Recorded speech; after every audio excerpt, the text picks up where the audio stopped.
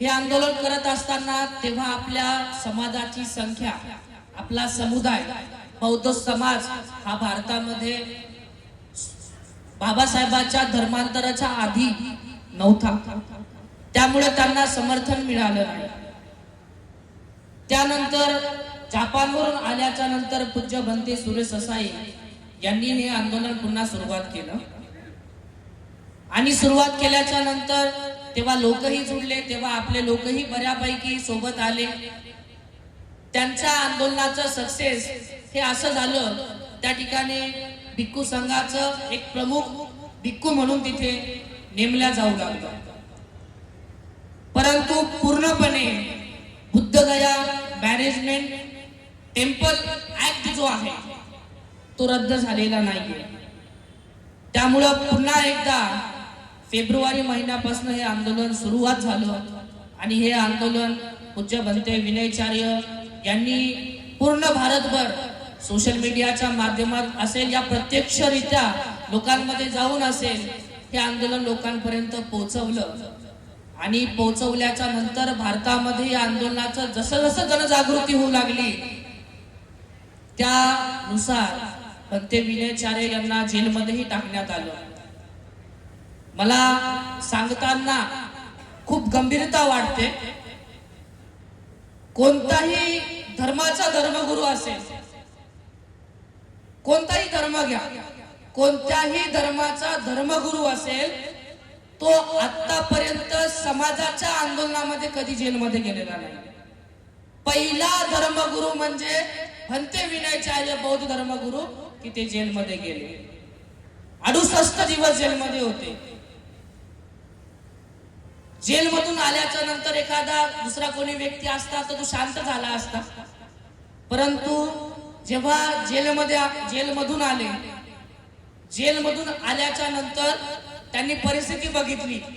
मी भंते विनयचार्याला जवळपास आमचे खूप जुने संबंध आहे, आम्ही धर्मबंधूच आहोत। बुद्धगया UP-MP मध्ये आम्ही गेल्याच्या नंतर भेटत असायचो, अगदी 5-7 वर्षाचा आमचा संपर्क आहे। और मुझे मालूम है भंते विनयचार्य का ये जो हर दिन का शेड्यूल क्या रहता है। आंदोलन के पहले भी भंते विनयचार्य 2 दिन एक जगह कभी टिकते नहीं, 2 दिन एक जगह, कोई शहर में रहते नहीं, कोई बिहार में रहते नहीं, कोई राज्य में रहते नहीं, लेकिन 68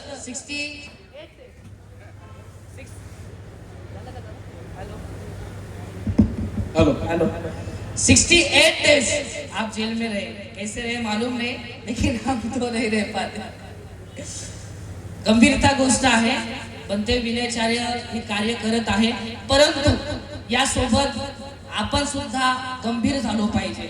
मला चांगली खात्री आहे महाराष्ट्रातल्या माझ्या सर्व तमाम बौद्ध अनुयायांची, उपासक उपासिकांची, की ते जर कोणत्या विषयामध्ये गंभीर झाले, कोणत्या आंदोलनामध्ये गंभीर झाले तर तो न्यायाच्या दिशेने नक्कीच जातो, परंतु गंभीरता याच्यापेक्षाही अधिक आहे। याच्यापेक्षाही कशी अधिक आहे, आपल्याला माहिती आहे संविधानामध्ये अधिकार आहे प्रत्येक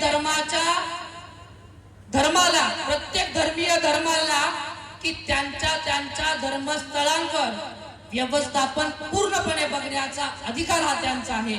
हे संविधानाने आपल्याला दिलेला आहे, हे संविधानामध्ये नमूद आहे।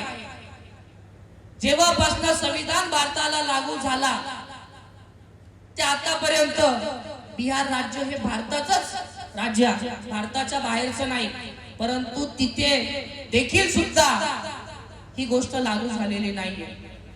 आज पूर्णपणे बौद्ध समाजाच्या ते ताब्यात नाहीये। किती गंभीरता आहे याच्यामध्ये विचार करा। आपण सरकारला आज PM कोणताही असेल, तिथे बिहार मध्ये सरकार कोणतंही असेल, त्याला आज आपण शिव्या देतोय, त्यांच्या नावाने नारेबाजी करतोय, त्यांना वाटेल ते बोलतोय, परंतु हे सुद्धा गंभीरतेने लक्षात ठेवा, राजकारण किती खराब आहे आपल्या बौद्ध समाजासाठी। हा कायदा बनवत असताना सरकारही कोणतं होतं, आजही कोणतं आहे आणि उद्याही कोणतं राहील। जर या आंदोलनासाठी आपण गंभीर झालो नाही तर यांना कुठेही फरक पडणार नाही, कारण की ही व्यवस्था तशी आहे। बौद्ध लोकांचं भारतामध्ये अस्तित्व तसं आहे, मायनॉरिटी मध्ये आहे, अल्पसंख्याक मध्ये आहे. त्यामुळे त्यांना वाटतं यांची ताकद भारतामध्ये काही नाहीये, यांना कुठेही नुकसान होणार नाहीये. म्हणून ही गोष्ट आतापर्यंत राहून गेलेली आहे. ही गंभीरता घेण्याची आपल्याला फार गरज आहे. आपल्याला गंभीरून आपली महाराष्ट्रात नव्हे, आता पूर्ण भारतभर ताकद वाढवण्याची आता आवश्यकता आहे. आता हे आंदोलन तयार झालेलं आहे, याला पुढे नेण्याचं, गती देण्याचं काम करायचं आहे. कारण की एकदा हे आंदोलन जर थांबलं तर मला नाही वाटत त्यानंतर कोणी विनाचार्य बनते तयार होतील म्हणून, यानंतर कोणी याचं नेतृत्व करेल म्हणून, समाजाच्या वर कोणावर विश्वास ठेवेल हे मला खात्री नाही या गोष्टीची. म्हणून आम्ही सर्व जेवढेही आम्ही संपर्कात आमचे तरुण भिक्षू असेल, सर्व भिक्खू संघ असेल, यांनी संकल्प केला की जर कोणी आमच्या उपासक सोबत असो, समाज नसो, परंतु आम्ही बनते विनाचार्यजींच्या सोबत आहोत आणि कायम सोबत राहणार. जोपर्यंत बोधगया मुक्त होणार नाही, मग त्याला कितीही दिवस लागो, कितीही महिने लागो, कितीही वर्ष लागो किंवा आमच्या जीवनाचा शेवटही असो, परंतु आम्ही हे आंदोलन चालवणार आणि बनते विनाचार्याला सपोर्ट करणार. आपण सुद्धा यामध्ये याच हेतूने सगळ्यांनी सपोर्ट करायचा आहे. आपल्याला जमिनीशी,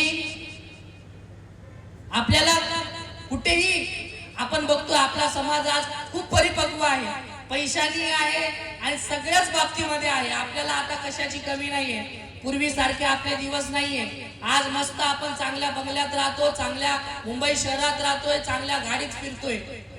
आपल्याला तिथल्या बुद्धगयाच्या जमिनीशी घेणं देणं नाहीये. तिथे असलेलं जे भगवान बुद्धांनी ज्ञान प्राप्त केलं, जो बोधीचा साक्षात्कार त्या ठिकाणी झाला, बौद्धांचं सगळ्यात मोठं असलेलं जे बौद्ध स्थळ आहे, धार्मिक स्थळ आहे, बुद्ध असल्याचा जो पुरावा आहे, साक्षीदार जो बोधिवृक्ष आहे, जे वज्र आसन आहे, ते आम्हाला परिपूर्णपणे मुक्त पाहिजे. आम्हाला बाकी काही नकोय. त्या ठिकाणी आपल्याला माहिती आहे की तिथे आता सध्याला ते पंडे लोक बसलेले आहेत, त्यांचं ते असलेलं रक्तामध्येच आहे त्यांच्या.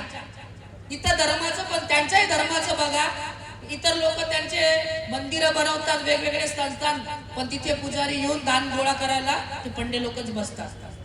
आपल्याही बौद्ध स्थळामध्ये ते लोक आहेत. एवढा सारा विश्वामध्ये बौद्ध समाज आहे, बौद्ध लोक आहे, विविध बौद्ध कंट्री आहे, अगदी प्रगत देश आहे. चायना असेल, जपान असेल, व्हिएतनाम असेल, थायलंड असेल, श्रीलंका असेल, मलेशिया असेल, कंबोडिया असेल, असे अनेक बौद्ध देश आहे. आणि अनेक बौद्ध देश आज त्या महाबोधी महाविहाराला येतात. अब्जो रुपये, खब्जो रुपये त्या ठिकाणी दान करतात. आतापर्यंत एवढं दान झालेलं आहे, परंतु ते दान गेलं कुठे, त्या ठिकाणी काय दानाचं काम केलं हे सुद्धा माहिती नाहीये. आपण बघतो बुद्धगयाला आपण गेल्याच्या नंतर थायलंडच्या राजाने तिथे कलश दिलेला आहे, सोन्याचा दिलाय ना, बघितला? कोण कोण गेला बुद्धगयाला? हात वरती करा. बघितला सोन्याचा कलश? आपल्या महाबोधी विहाराला आतापर्यंत गंभीरतेने सांगतोय, लक्षात ठेवा, एवढं दान मिळालं असेल, एवढं दान की तिथे एक एक वीट सुद्धा सोन्याची लागली असते. एवढं दान, ते कलशच जाऊ द्या, ते पूर्ण विहार सोन्याने म्हटलं असतं. एवढं दान आपल्याला त्या ठिकाणी मिळालं, परंतु काही फायदा नाही. जर हेच आपल्याकडे, आपल्या समाजाकडे ते बौद्ध स्थळ असतं तर त्या ठिकाणी भिक्खू निवास तयार झाले असते, त्या ठिकाणी भिक्षू प्रशिक्षण क्षेत्र तयार झाले असते. आमच्या भिक्खूंना नवीन नवीन भिक्षू त्या ठिकाणी धार्मिक एज्युकेशन घेऊन समाजाला प्रबोधन करण्यासाठी निघाले असते. त्या ठिकाणी बाहेरचे गरीब लोक त्या बुद्धांचं दर्शन घ्यायला आले असते, तेव्हा त्यांना तिथे राहण्याची व्यवस्था झाली असती. परंतु आज दुर्दैव आहे की आपल्याला तिथे गेल्याच्या नंतर परिस्थिती अशी करून ठेवलेली आहे त्या लोकांनी की एखादा भिक्षू इतर बौद्ध देशाच्या विहारातही गेला, खास कर तो भारताचा असेल, तर त्याला त्या विहारात उभंही करत नाही. एवढी दुर्दैव तिथे अवस्था आहे, गंभीरता आहे, लक्षात घ्या. भाषण म्हणून, सभा म्हणून आपण या ठिकाणी जमलेलो नाहीये. आपल्या हक्काची लढाई आहे, आपल्या अस्मितेची लढाई आहे. भारतामध्ये आपला हक्क काय आहे बौद्ध लोकांचा?